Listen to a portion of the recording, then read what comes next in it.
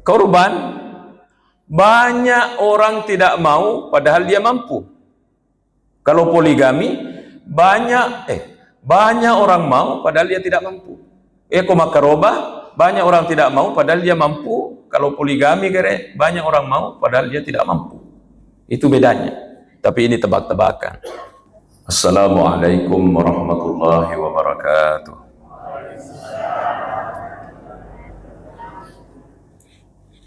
Alhamdulillah wassalatu wassalamu ala rasulillah, amma ba'd. Al-mukarramun, para alim, para tamu sekalian, hadirin wal hadirat jamaah subuh yang saya muliakan. Alhamdulillah, mari kita memulai pengajian kita dengan membaca satu riwayat yang ditulis oleh Imam Bukhari dalam kitab sahihnya. Para pandita tamakada yakong kahadis nauki Imam Bukhari okubona kitab sahihnya, maka itu tidak bisa diragukan, itulah hadis sahih. Itu adalah hadis sahih. Bunyi hadis itu an Ibni Abbasin radhiyallahu anhuma. Hadis dari Ibnu Abbas. Anna Nabiya sallallahu alaihi wasallam majuku Nabi Tanah sang Ibnu Abbas makadai ma min ayyamin al-amalu salihu fiha ahabbu ila Allahi min hadhihi al-ayyam. De tugaga sona sanabita iyaru amalae lebih napoji Allah Ta'ala mengalahkan hari-hari yang lainnya daripada 10 hari ini. Imam Bukhari memberi keterangan yakni ayyamul ashar, yaitu hari 10 pertama Zulhijjah. Jadi dari sinin decenge yang dilakukan oleh umatnya Nabi Muhammad, dega gacau nopoji pun Allah Ta'ala mengalahkan deceng yang ada di 10 pertama Zulhijjah. Hari ini tanggal 4, karena Rabu, Kamis, Jumat, Sabtu. Hari ini tanggal 4, berarti masuk dalam 10 pertama Zulhijjah. Taliwa napujinna amalae pun Allah Ta'ala. Kalau hadis ini dibaca, maka itu hari-hari Ramadan tidak bisa mengalahkan ini. Taliwa bina sonar malangi, tapi dia jauh ya, tidak bisa mengalahkan ini. 10 pertama Zulhijjah. Hadis sahih ini.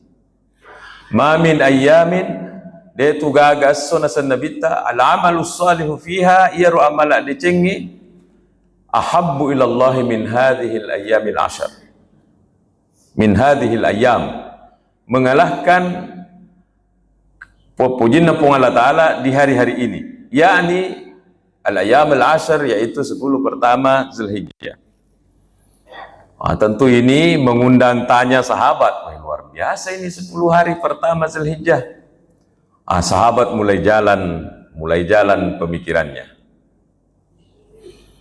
Sahabat membandingkan dan ditanyakan kepada Rasulullah. Qalu ya Rasulullah walal jihadu fi sabilillah. Bagaimana kalau ini 10 hari pertama Zulhijjah dibandingkan dengan jihad fi sabilillah, memusuhi tahu untuk membela agama, bagaimana itu?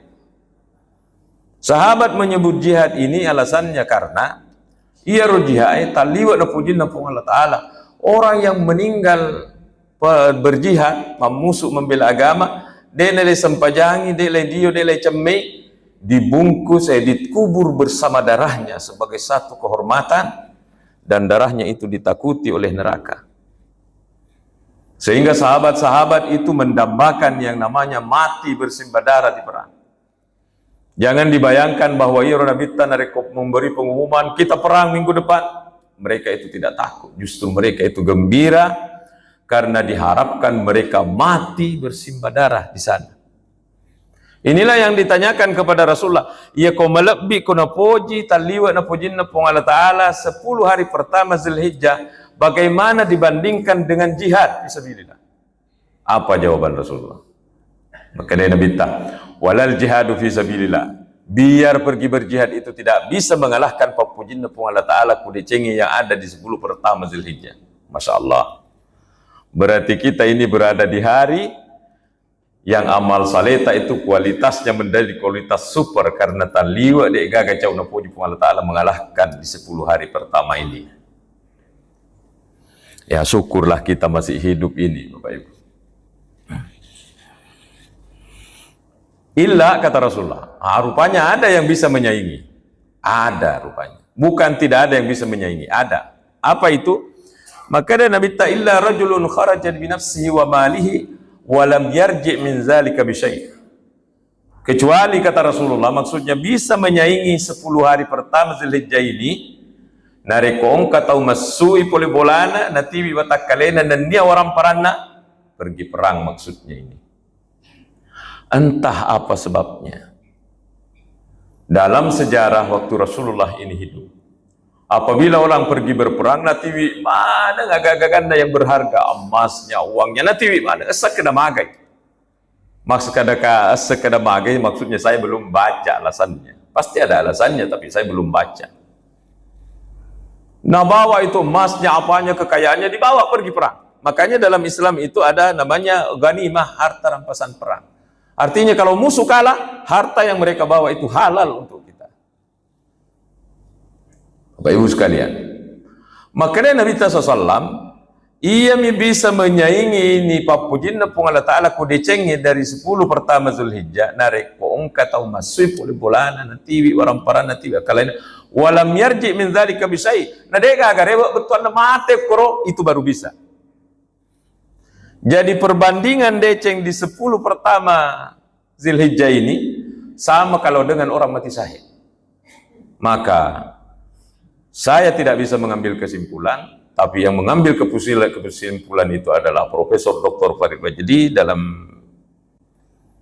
kalau tidak salah ini ceramahnya saya ikuti di Masjid Raya Makassar. Dia bilang itani keadilan Allah Subhanahu wa Ta'ala ini hari 10 pertama Zulhijjah mengalahkan yang lain, termasuk mengalahkan deceng yang kurang melang. Dan di sini juga adalah keadilan Allah Subhanahu wa Ta'ala. Nasabawat dijaji engkau tahu makada, wih pasti kalah amal kita kepada orang yang naik haji. Belum tentu.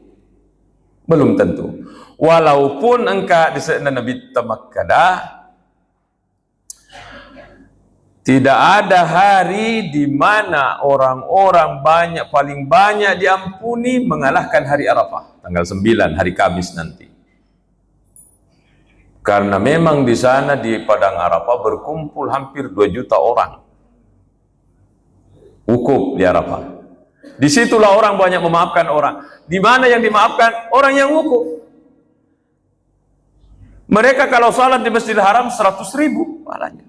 Akan tetapi Allah Maha Adil, kata Profesor. Allah Maha Adil. Coba lihat.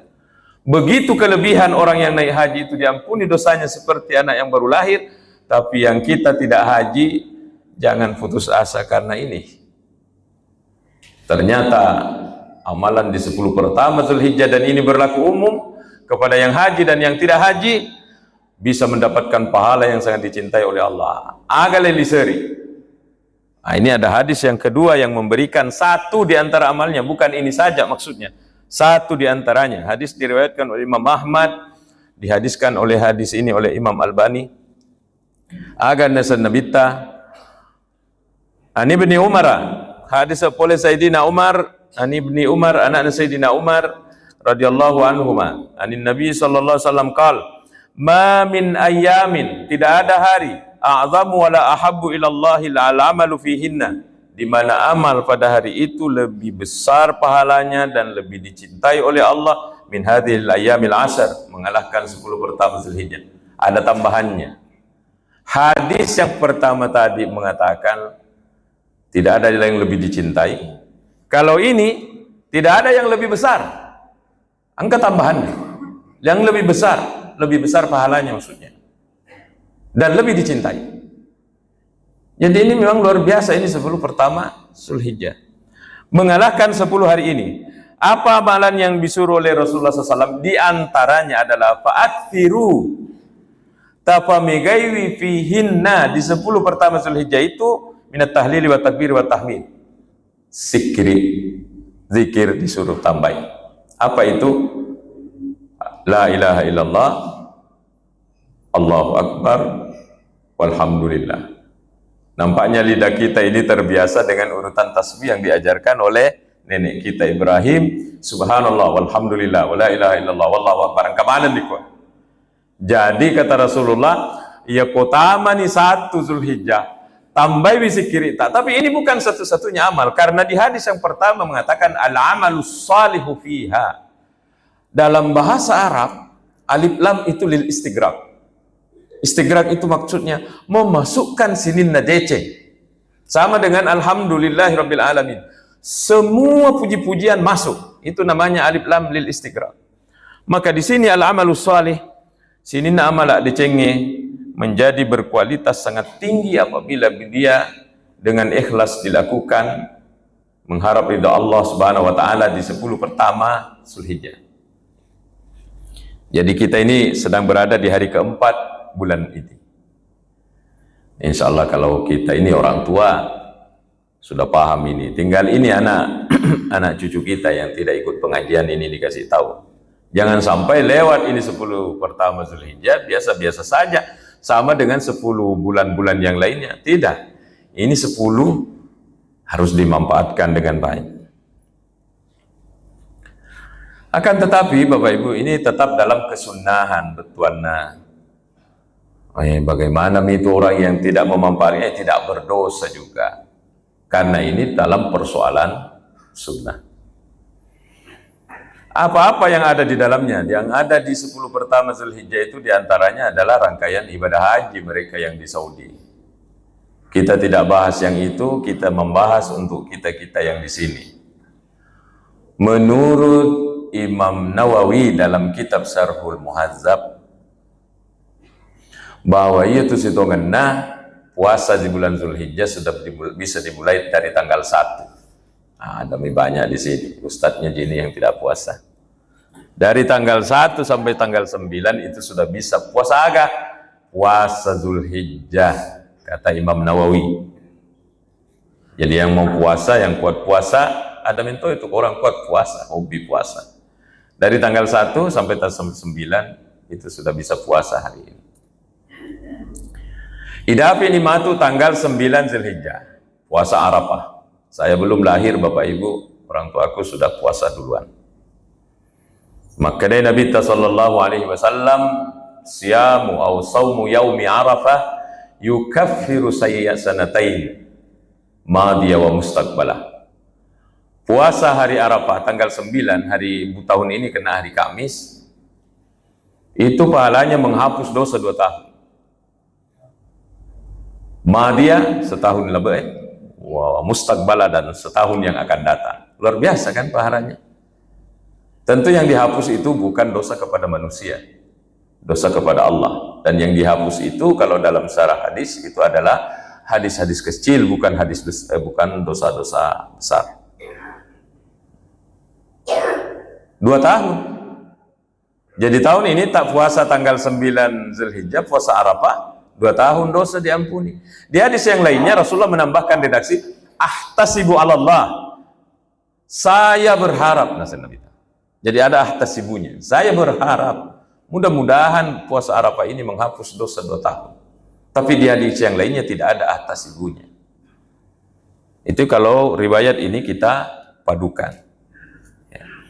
Jadi luar biasa bento ini 10 pertama Zulhijjah karena ada tanggal 9-nya. Yang sebenarnya juga bisa puasa hari Tarwiyah tanggal 8 di saat orang diangkut ke Padang Arafah di Saudi. Idapi ini matu tanggal 10. Di tanggal 10 namanya itu Yaumun Nahar. Itu kena hari Jumat.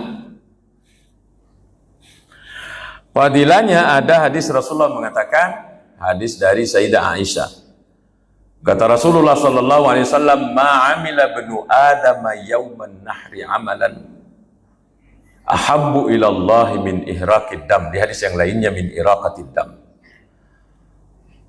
Apabila sudah masuk hari nahar tanggal 10 Zulhijjah, Idul Adha, de digaga amala kabinan na puji pung Allah Ta'ala mengalahkan iraqatid dam atau ihraqid dam, daripada mempercolok darah karoba. Jadi tadi yang dibandingkan oleh Rasulullah itu dari seluruh hari dalam setahun, 10 pertama Zulhijjah yang menang. Sekarang dari semua hari termasuk 10 hari pertama, tidak ada amalan cau na puji pung Allah Ta'ala mengalahkan Makarobah.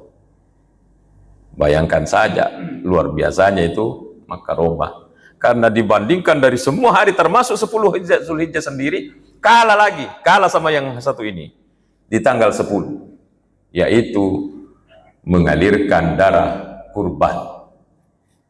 Inna dama, kata Rasulullah, innaha la ta'ti yaumal qiyamati, nanti binatang kurbannya orang yang disembeli waktu hidup itu, la ta'ti yaumal qiyamati, akan dibawa di hari kemudian, bikuruniha, tanduknya, wa as'ariha, bulunya, wa adlafiha, dan kuku-kukunya. Jadi tanduknya, bulunya, kukunya dibawa ke hari kemudian. Untuk apa ini disebut oleh Rasulullah? Mancajisa biwi, dengan dicipta. Dia akan menjadi saksi di hadapan Allah. Iya puang, kayak tatai. Saya ini tanduknya ini, saya ini bulunya, saya ini kukunya. Memang ini lakukan ini. Wa inna dama majappu darana nasan nabitta la yaqa'u minallahi bimakan qabla ayyaka 'alal ard. Itu darahnya, itu amalakna tawinariku makarobai.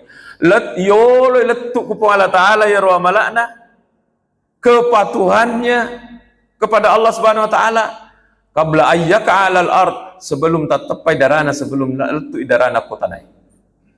Bayangkan cepatnya orang memotongkan begitu, seret, darah itu langsung sampai di tanah, tapi yolo letuk nasabita, yolo letuk ketaatannya kepada Allah. Makanya itu disebut kurban, karena si cawe kengi antara ya tuata makarobai lapong Allah Ta'ala, sehingga disebut kurban. Karuba dekat, ya. Fatibu biha nafsan, lapangkanlah jiwamu melakukan ini. Apa maksudnya ini? Senangkan jiwata, jangan berat. Tapi adakah orang berat? Ada kira-kira mata anak tebak karoba. Ini ada tebak-tebakan saya lihat di HP. Apa bedanya poligami dengan karoba? Ya, apa jawabannya? Poligami, korban, banyak orang tidak mau padahal dia mampu. Kalau poligami, banyak orang mau padahal dia tidak mampu. Makaroba, banyak orang tidak mau padahal dia mampu. Kalau poligami banyak orang mau padahal dia tidak mampu. Itu bedanya. Tapi ini tebak-tebakan, ya. Kira-kira adakah di antara kita yang tidak mau berkorban ini? Tak, kalau dilihat pahalanya, ya luar biasa. Makanya ini di masa-masa awal, ini ada hadis dari Zaid bin Arqam. Zaid bin Arqam mengatakan kepada Rasulullah, Qala ashabu Rasulillah sallallahu, ashabun Nabi sallallahu alaihi wasallam. Zaid bin Arqam mengatakan, engkasi di waktu makutanai sahabatna Nabi ta. Ya Rasulullah, ma hadhil adahi? Isrun pun Allah Ta'ala, ini korban ini apa? Kayaknya ini di awal-awal pensyariatan ini, sehingga sahabat bertanya. Ya di awal-awal kan. Apa ini? Potong sapi, kambing, unta ini tiap tahun ini? Korban ya. Maksudnya apa pedilahnya ini? Maka dari Nabi taqal, sunnata abikum Ibrahim. Ini adalah ajaran jadi neta Nabi Ibrahim. Kalau mereka bertanya lagi, fama lana fiha? Apa yang kita peroleh narik makarobaki? Maka dari Nabi sallallahu alaihi wasallam, bi kulli sya'ratin hasanah. Tungke si di bulu hasanah, si di deceng. Nah, siapa yang bisa hitung bulunya itu kambing, sapi, unta? Siapa yang bisa hitung? Tidak ada bisa hitung. Rasulullah ingin mengatakan bahwa taliwa rajana apalanna. Kayak itu Rasulullah hitung-hitung pahala, Bapak Ibu. Karena begitulah menyampaikan keagamanya sebagai motivasinya Rasulullah Sallallahu Alaihi Wasallam. Disampaikan ini pahalanya, ini pahalanya, ini pahalanya, supaya umatnya itu bersemangat. Semangat, karena umatnya Nabi Muhammad ini kan berlevel-level juga, ini umatnya Nabi. Ada yang memburu pahala, tidak salah, karena ini Rasulullah SAW menyampaikan pahala-pahalanya. Itu tidak salah. Tapi puncak paling tinggi, dan itu sudah sering kita bahas di sini. Ada umatnya Nabi Muhammad, dia jampang ya tuh apalang. Yang penting pun Allah Ta'ala lisada maju, semangat terus. Ini kan orang levelnya di level paling tinggi. Iya ku iya naro ia punai ide, wah luar biasa itu. Pokoknya memburu amal, dia tidak perhatikan itu pahala-pahalanya. Pokoknya kepung Allah Ta'ala. Yang penting pun Allah Ta'ala, semangat. Itu orang puncak tingkat paling tinggi dalam tasawuf. Ya, makanya ada kata-kata yang sedikit aneh dari Rabi'ah al-Adawiyah, karena memang makamnya tingkatnya itu tingkatan tinggi, Bapak Ibu. Maka dari Rabi'ah al-Adawiyah, ya Allah, kalau saya beribadah ingin masuk surga, jauhkan saya dari surga. Ya Allah, kalau saya beribadah karena saya takut masuk neraka, masukkanlah saya ke neraka. Jangan ikuti kata-kata ini. Ini adalah hati yang berkata bahwa dia tidak memikirkan lagi selain Allah. Allah Ta'ala di bawah. Sampai Rabi'ah Adawiyah dilamar orang, dia tidak terima karena cinta kepada orang sudah tidak ada. Allah Ta'ala di bawah kuatinna. Sampai sebegitunya. Tetapi kalau ada orang hitung-hitung pahala, tidak salah, karena ini Rasulullah SAW mengatakan bikulli sya'ratin hasanah. Aga lelo longang ini makarobaki. Maka dia Nabi bikulli sya'ratin hasanah. Tungka si di bulunya itu DC. Artinya ini tidak bisa dihitung pahalanya. Nah, Bapak Ibu sekalian, demikian itu keutamaannya makarobah. Sungguh pun demikian, ulama sudah teliti ini. Bagaimana hukumnya makarobah, dan ini sudah kita tahu semua, kita ulang saja. Di antaranya dalam kitabnya Wahbah Zuhaili, Al-Fiqhul Islami wa Adillatuh, disampaikan bahwa iya roh hukum nato makaroba, nareko mampu makaroba, bagaimana hukumnya? Engkau tahu, dia tidak mampu makaroba, tidak kena hukum dia. Yang dibahas oleh fikih ini, ada orang mampu, dia mampu makaroba, tapi dia nak karoba, bagaimana hukumnya itu? Kata 3 imam mazhab, Syafi'i, Maliki, Hambali, tidak berdosa. Karena hukumnya sunnah muakkadah, sunnah yang sangat dianjurkan, seperti sunnah qabliyah subuh. Kata 3 imam mazhab ini, tidak berdosa, tapi pastilah rugi nanti dan pasti menyesal nanti. Misalnya aku pada masar, mak bagi-bagi terima mana tahu de cena, aku pada masar. Ada orang yang mampu tapi dia tidak lakukan, dia akan menyesal. Kenapa saya tidak lakukan? Ternyata ini besar sekali pahalanya. Hanya kan pada persoalan rugi. Menurut 3 imam mazhab. Akan tetapi kalau pendapatnya Imam Abu Hanifah, hukum makaroba bagi orang yang punya kemampuan makaroba, madosa ikudek najamai, berdosa. Artinya korban itu wajib bagi orang yang mampu, berdosa kalau tidak. Apa sandaran dalilnya itu Abu Hanifah? Di mana diambil kesimpulan ini dasarnya? Hadis Rasulullah sallallahu alaihi wasallam, man wajada sa'atan falam yudahi aw lam yudahi fala yaqrabanna musallana. Maka dia Nabi ta nareko engkau tahu mampu makaroba nalure nakaroba fala yaqrabanna musallana, jangan kau mendekat ke masjidku, jangan dekat ke tempat salat saya, jauh, jangan dekat ke Masjid Nur. Adakah kira-kira yang tidak mau makaroba di sini? Ada, Pak? Ada? Angkat tangan yang tidak mau. Melok mana ke? Dan itu cinta tak makaroba, padahal kita tidak mampu. Nah catat pungan, isa pungan Allah Ta'ala ia kasih atakku, ia melok toy kasih.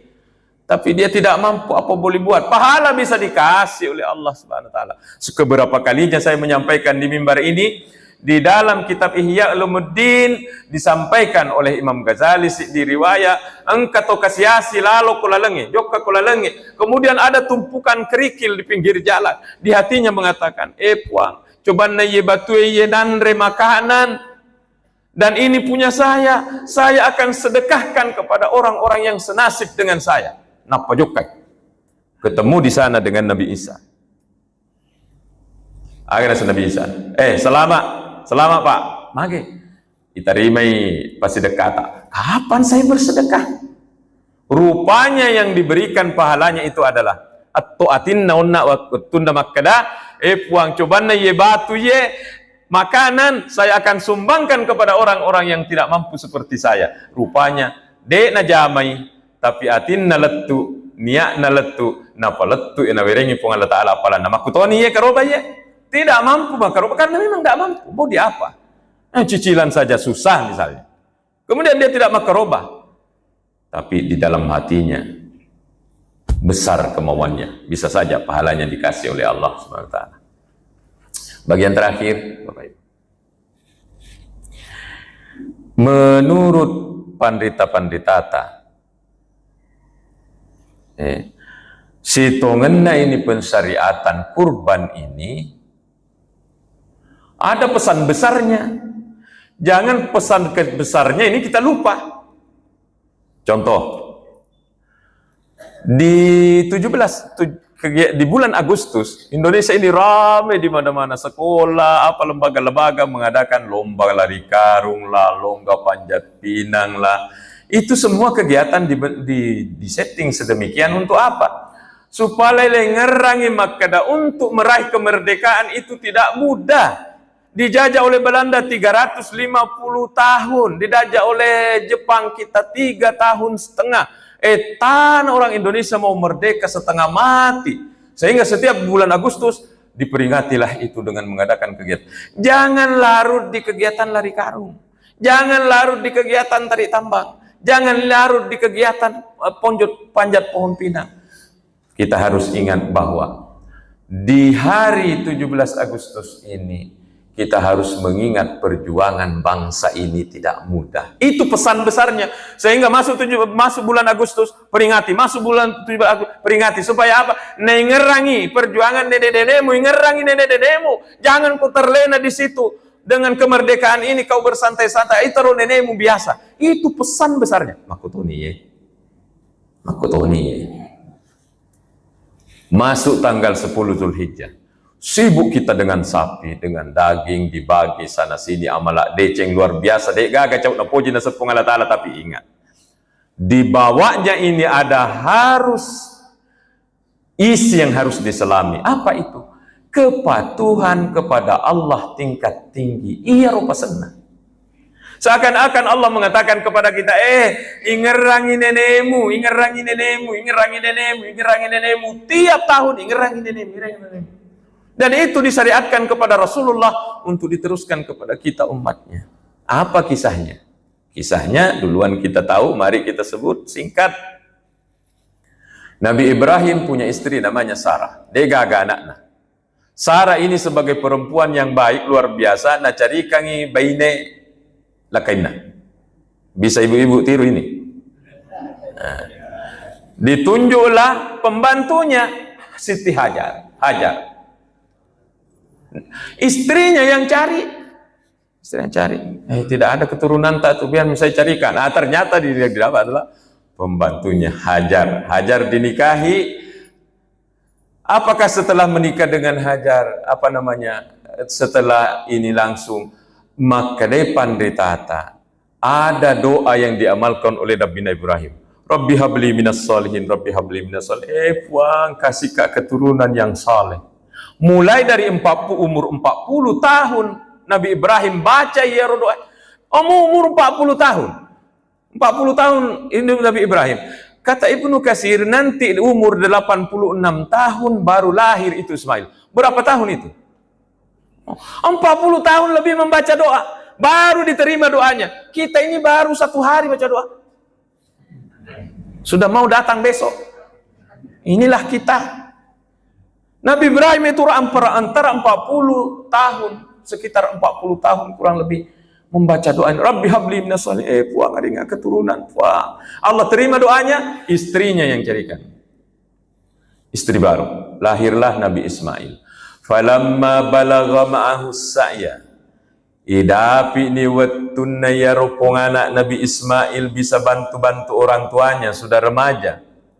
Qala ya bunayya, maka Nabi Ibrahim ku anak-anak inni ara fil manami anni adbahuk.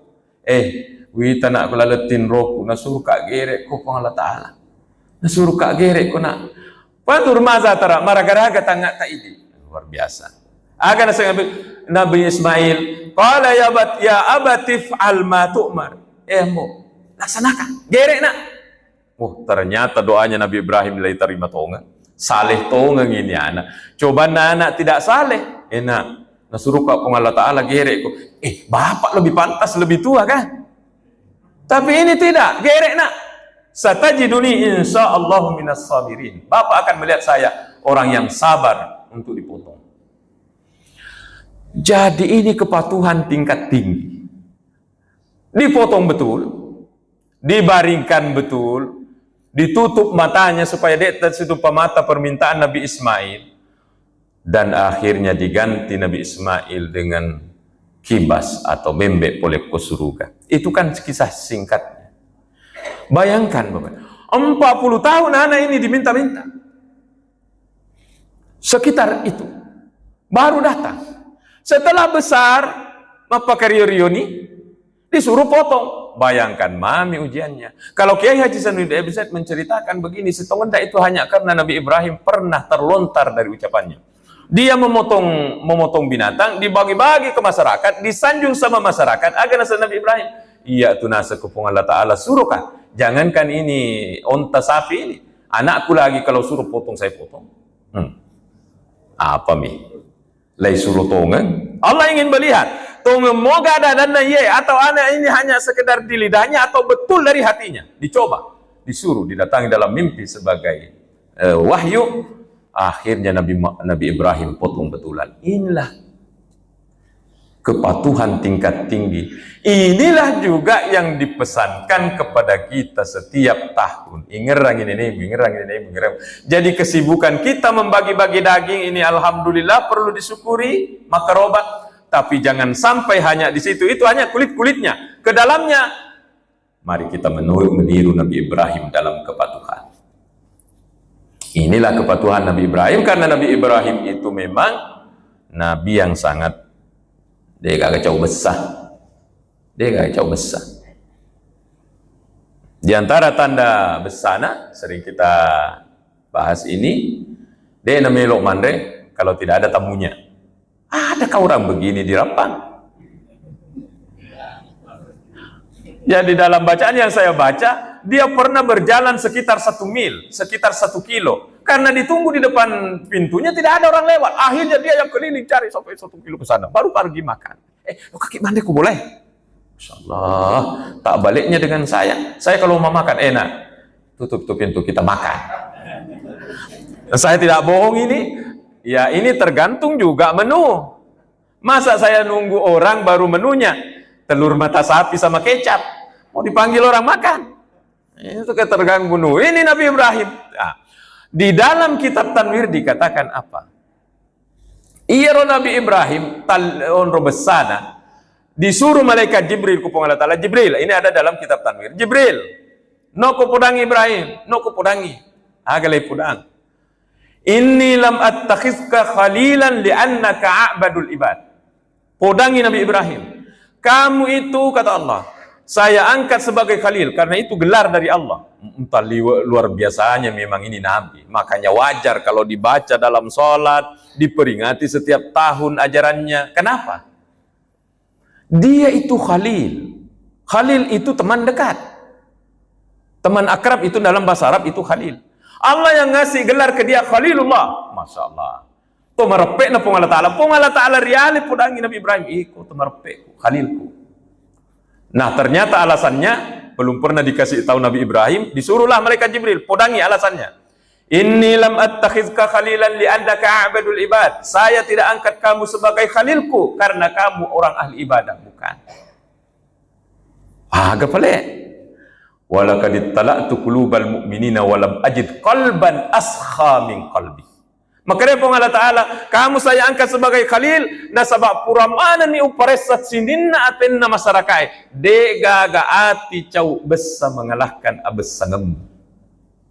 Rupanya memang orang yang dermawan itu dekat dengan Allah. Kalau dibalik, ya tutu maseke. Jadi itu akan nak jadi alhamdulillah. Ya. Bapak Ibu, demikian barangkali kajian subuh kita hari ini. Jadi mari kita menyelami ibadah kurban nanti di tanggal 10 kena hari Jumat, Sabtu, Ahad, Senin untuk memotong binatang kurban. Direnung-renungkan masuk ke dalam hati ini, diresapi bahwa ini adalah demi kepatuhan kepada Allah. Nabi Ibrahim apapun lai suruhkan kepada Allah Ta'ala, pasti pasuruh pun Allah Ta'ala yang didahulukan, walaupun harus bertentangan dengan batinnya. Anak yang sangat dicintai, berpuluh-puluh tahun diminta, disuruh potong, dia potong kalau Allah yang suruh. Kepatuhan ini diajarkan kepada kita. Semoga. Bismillahirrahmanirrahim. Alhamdulillahirabbil alamin. Allahumma shalli ala sayidina Muhammad. Allahumma ja'alna minal ladzina yastami'una al-qawla fayattabi'una ahsana. Allahumma 'allimna ma yanfa'una wanfa'na bima 'allamtana ya karim. Rabbana atina min ladunka rahmatan wa hayyi' lana min amrina rasyada. Allahumma arinal haqqa haqqa warzuqna ittiba'ah wa arinal batila batila warzuqna ijtinabah. Rabbana atina fid dunya hasanah wa fil akhirati hasanah wa qina adzaban nar. Wa sallallahu ala sayyidina Muhammad walhamdulillahi rabbil alamin. Untuk berkahnya Al-Fatihah. Bismillahirrahmanirrahim.